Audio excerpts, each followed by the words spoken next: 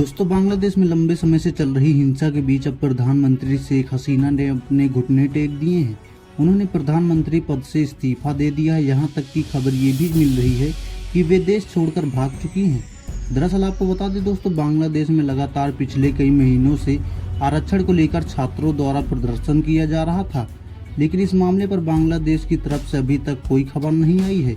यहाँ तक कि अब छात्रों के प्रदर्शन ने बांग्लादेश में हिंसा का रूप ले लिया था और हिंसा के बीच लगभग 300 से ज्यादा लोगों ने अपनी जान गंवा दी और कई लोग बुरी तरह से घायल भी हैं। यहाँ तक कि लोग अब ये भी आरोप लगा रहे हैं कि सरकार पूरी तरह से तानाशाही रवैयों को अपना रही थी।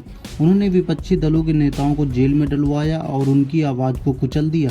यही नहीं, चुनाव आयोग उनकी हाथों की कठपुतली बन चुका था और मीडिया की आज़ादी को भी छीन लिया गया था।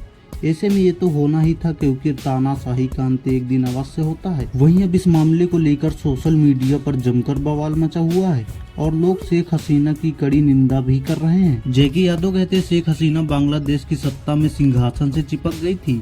शेख हसीना 2009 से लगातार बांग्लादेश की प्रधानमंत्री हैं। इस बीच उन्होंने देश में लोकतंत्र कहने को मात्र जिंदा रखा। शेख हसीना ने विपक्षी दलों के नेताओं को जेल में डलवा दिया, चुनाव आयोग के साथ धांधली से चुनाव जीता, बांग्लादेश में हत्याएं और नरसंहार कराए, प्रोटेस्ट को जबरदस्ती कुचलने की कोशिशें की, कुर्सी किसी भी हाल में छोड़ने को तैयार नहीं हुई, लेकिन आज उन्हें बांग्लादेश छोड़कर भागना पड़ा है। हर तानाशाह का दुखद अंत होता है, यह बात हर तानाशाह को जाननी चाहिए। अभिनव पांडे कहते हैं, इतिहास गवाह है, तानाशाह या तो मारे जाते हैं या भाग जाते हैं। बांग्लादेश की युवा शक्ति जीत गई।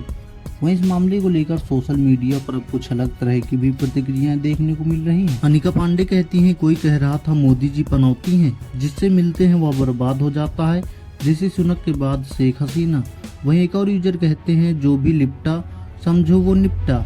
फिलहाल दोस्तों, आप इस वीडियो पर क्या सोचते हैं, अपनी राय हमें कमेंट बॉक्स में साझा करें तथा ऐसे लेटेस्ट न्यूज देखने के लिए टुडे भारत न्यूज को सब्सक्राइब करें। आपका बहुत बहुत धन्यवाद।